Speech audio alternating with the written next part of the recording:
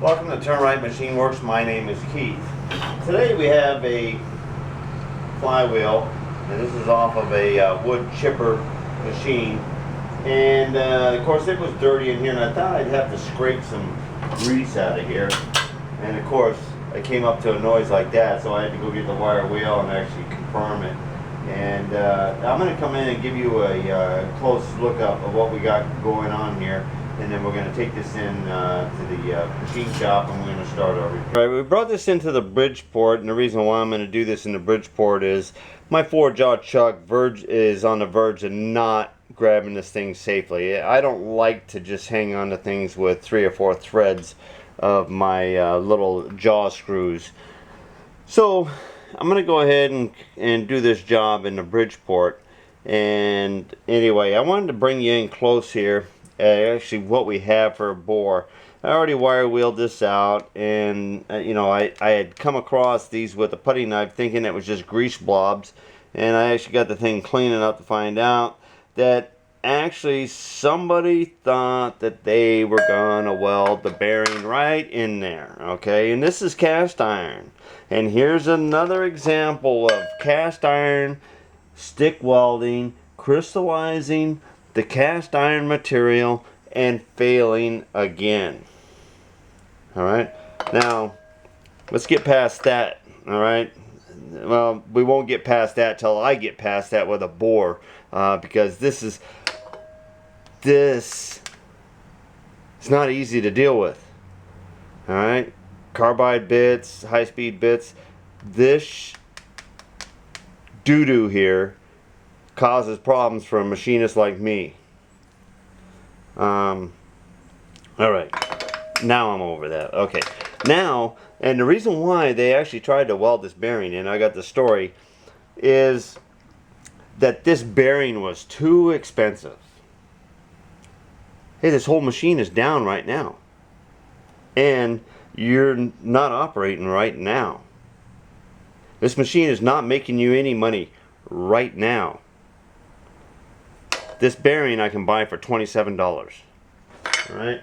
They were waiting around, and the reason why they couldn't afford it is because they were going to order this twin disc genuine part. Okay? Now I take this out of the box here. Alright? Now this is twin disc genuine.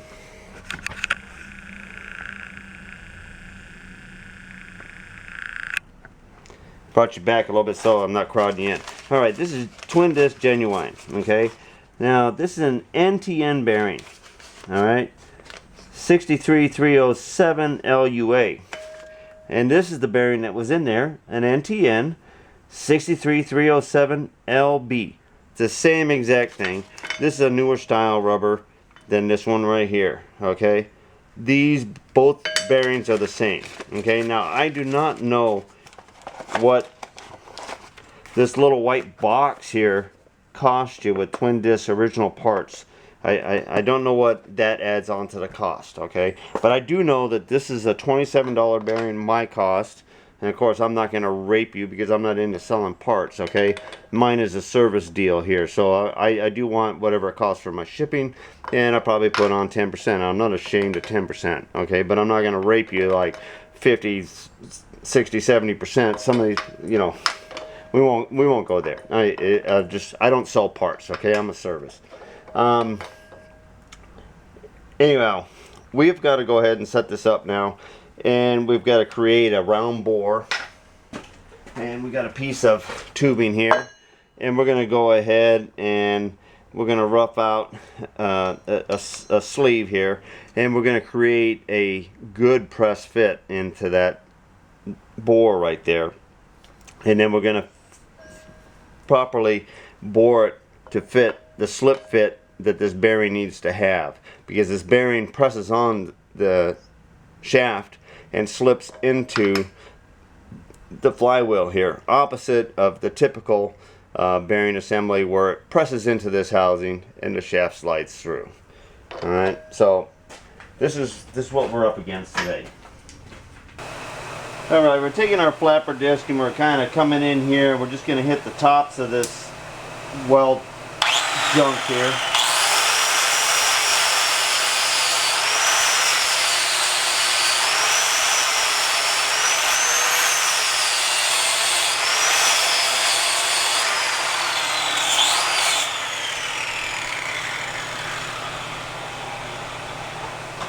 All right, now we got that. We got this wire wheeled around here. I think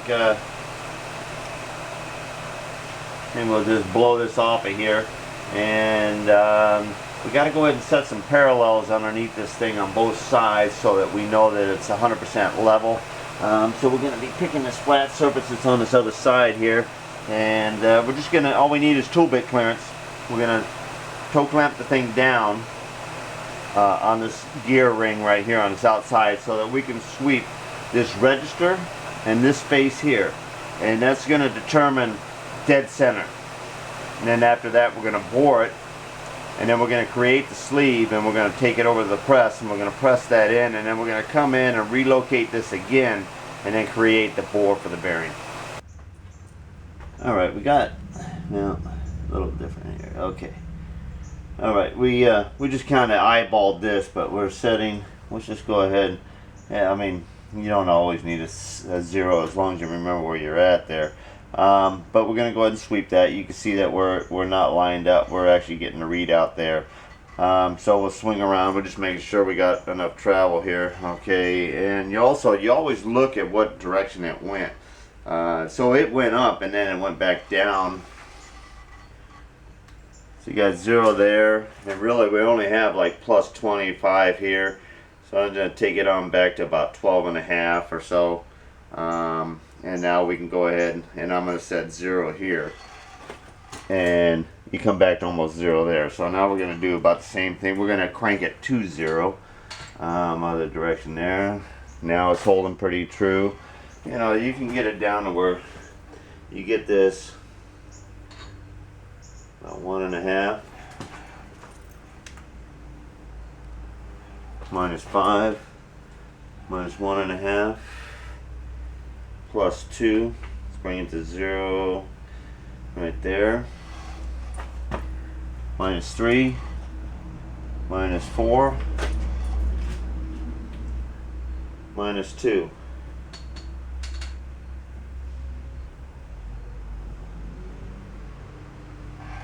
minus 2, minus 2, minus 2, minus 1.5, minus 2.5. What we can. All right. So now I'm just gonna go 0, 1.5, 1.5, 0. It's messing with me, man. Okay.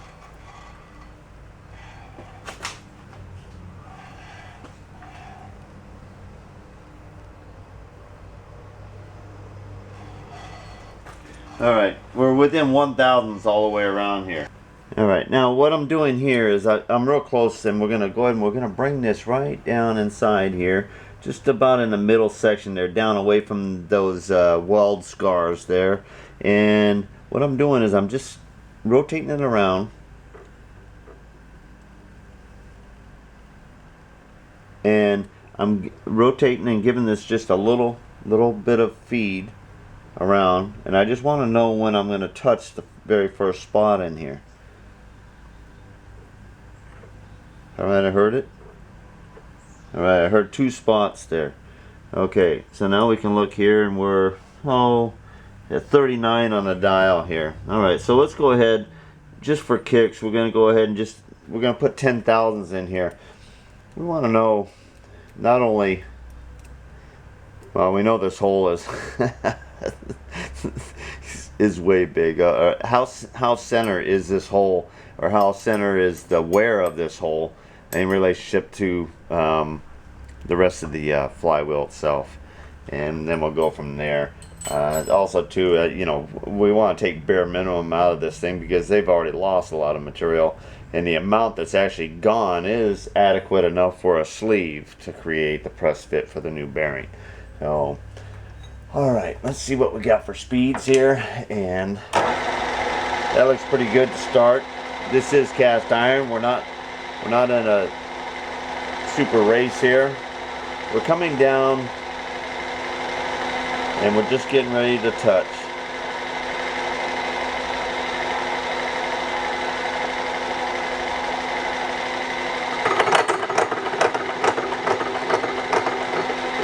Okay, I'm bringing it up just a tad above that.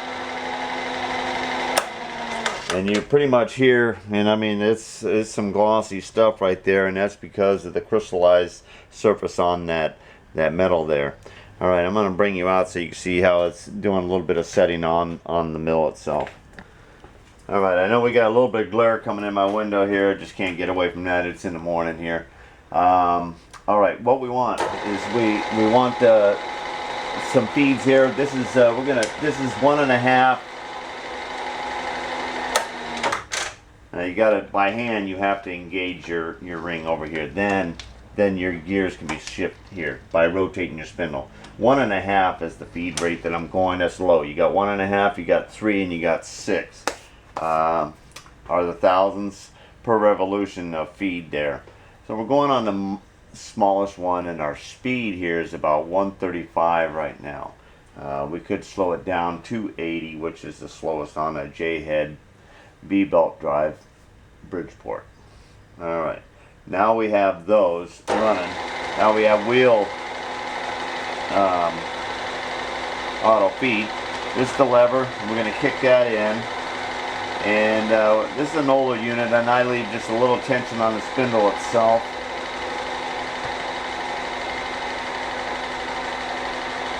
And of course it has to take all the backlash out of the system before it catches up.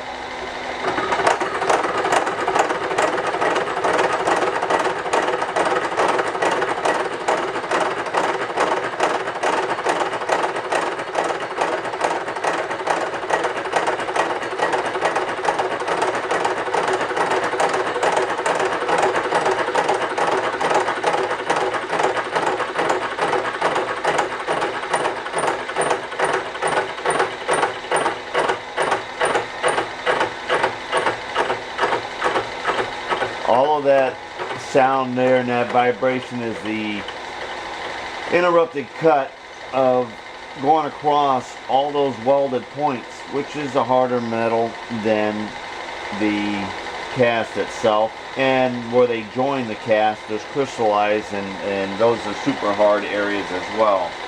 Alright, now I don't hear it hitting at all, but I'm going to carefully lower it by hand. Because I know down at the bottom we have a diameter that is actually smaller than the rest of this here, because the bearing didn't ride all the way down to the bottom.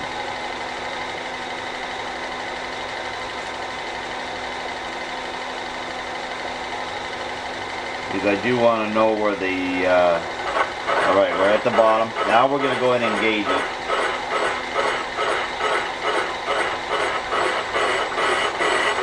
And we're just cutting. Now that's what cast iron sounds like, and it's nice and smooth.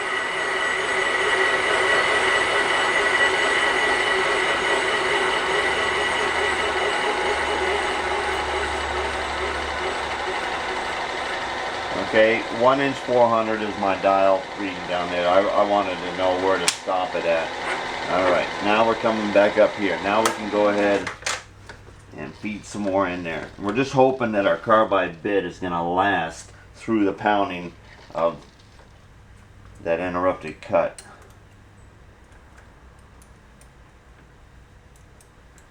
Alright, we're going to go ahead and take 20 this time.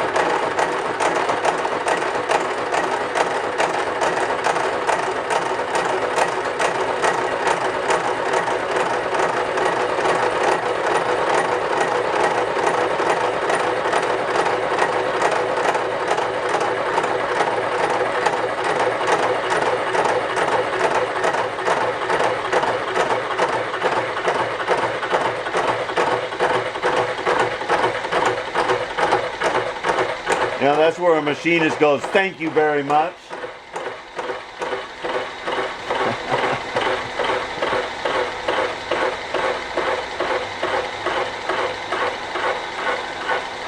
You know, you say, oh, well, it's cutting it. Well, it's not cutting it the same as the base material, and what you end up having is a different tool pressure. And a tool acting with different tool pressure gives you a smaller diameter. And that bearing has, or the sleeve that we're putting in there, has to pass through that diameter to get to the other diameter. So,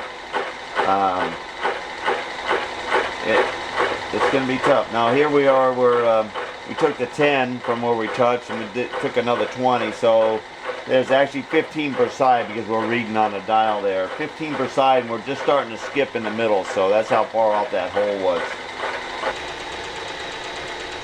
We slowed it down to 80 because we were losing the tip on our bit. We went in and resharpened it on our new grinder, new diamond wheel there. Just a quickie. Brought it in, reset it.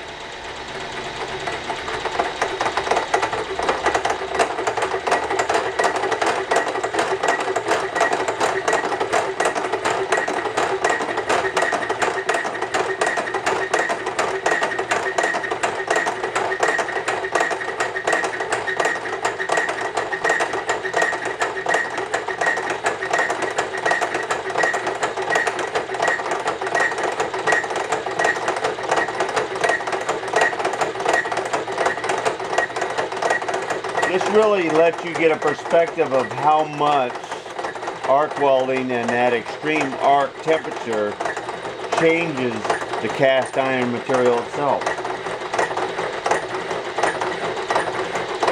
You know, they didn't prep this whole thing and weld it up, okay? They just welded it in on the corner. So these depths here of that affected material is how far the heat affected down into the base materials.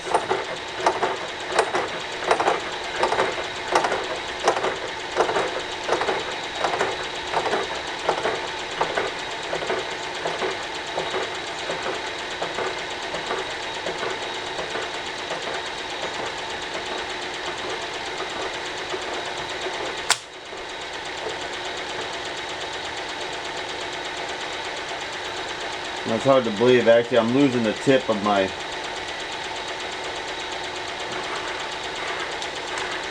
down here at the bottom again.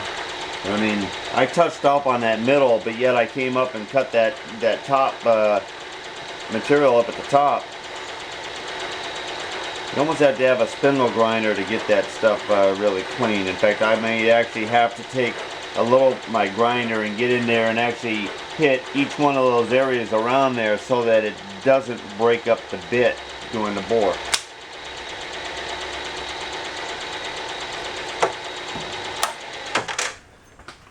Because I just sharpened that bit and it's hammered it already. So that's what I'm gonna have to do. I'm gonna have to get in here and I'm gonna get a little stone and I'm gonna get in here and I'm gonna grind back that because it's just gonna kill me. I need to have a dimensionally correct hole to have a press fit sleeve.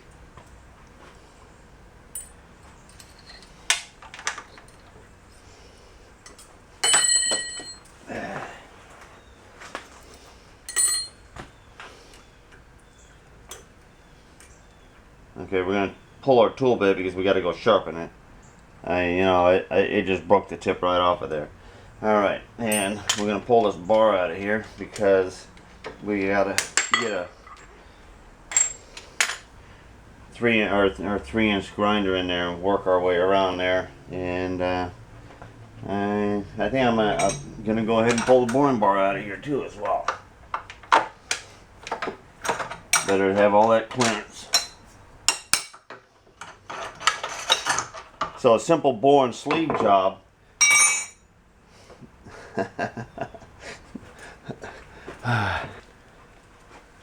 All right, we went ahead and we got our little pneumatic grinder here, or pneumatic motor, collet motor, and we've got a real small carbide rotary burr. Instead of getting a big grinder in here, I'm going to try to just get in here and pinpoint the actual hard spots. And from your angle there, you can see this hard spot right in here. And I mean, I can rub my finger like this, and I can feel that it's sticking out. You know, probably 4 or 5 thousandths. And then that's what's happening. You're coming around and you're hitting, and those things are just pounding and beating the carbide bit. Now, I'm trying this carbide burr first versus grinding wheel, just because I know the grinding is going to take a little bit more than I probably need to take out of there, and I just want to pinpoint focus what's there. And I got to get a glove here because you know, they bring me this dirty Alright, now that I got a glove, I can actually lay my hand right down in here and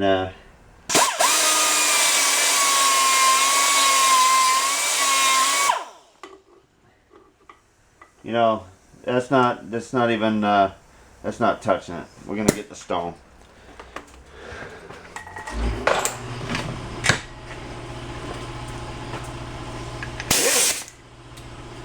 Alright.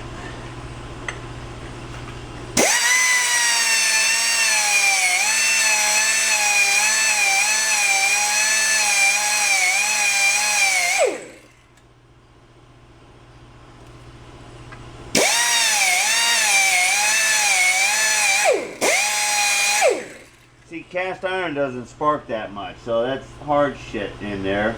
Alright, so we're going to have to actually go, and we're going to hit each and every one of them all the way around on this thing until we get those cleaned out, and then we can get in there and we can actually put the bore.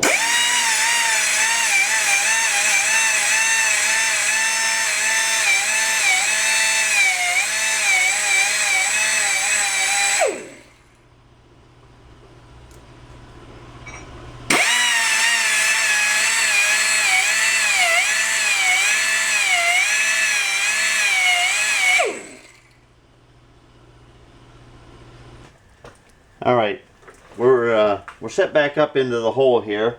We've ground each and every spot in between these bolt patterns. That's where they put the welds, right between the hole patterns. So it's uniform all the way around, and we've ground that back. So all we want to do is we want to hit all of the bore that we possibly can, minus whatever the spots are there that we may not actually be able to go out to, because there's still some hard surfaces there, but we just don't want to continually remove material. So what we're doing, we're spinning around just like I showed you before. Okay, we're touching right there. Alright, now we want to go ahead and we're just going to crank in 20 thousandths in here, and we need to create a round hole.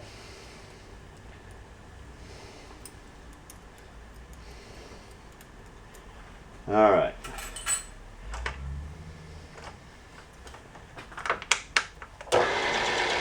And here we go.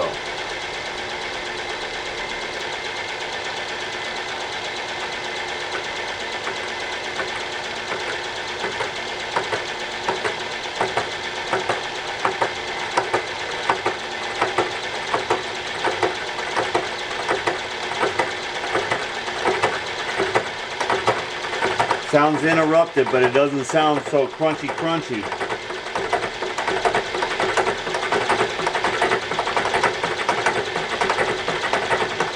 I'm actually hitting the spots between where the welds are right now.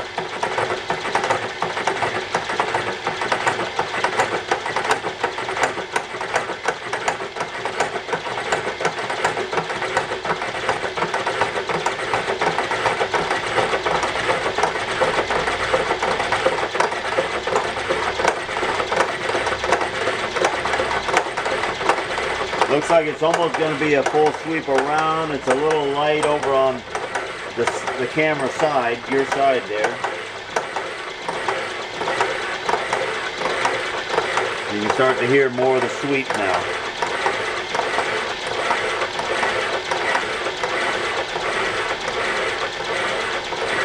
You see, at least we're able to go past that top section and have a cut in there. Before, it was breaking up the bit. And then by the time we got to where we had it set, there was no more bit there to actually cut the surface. So this is a start of actually getting past there, and I can make a pass And actually I can see a little hard areas here and there, and I'm going to have to hit those with a grinder before I start my next pass because I don't want to lose my bit.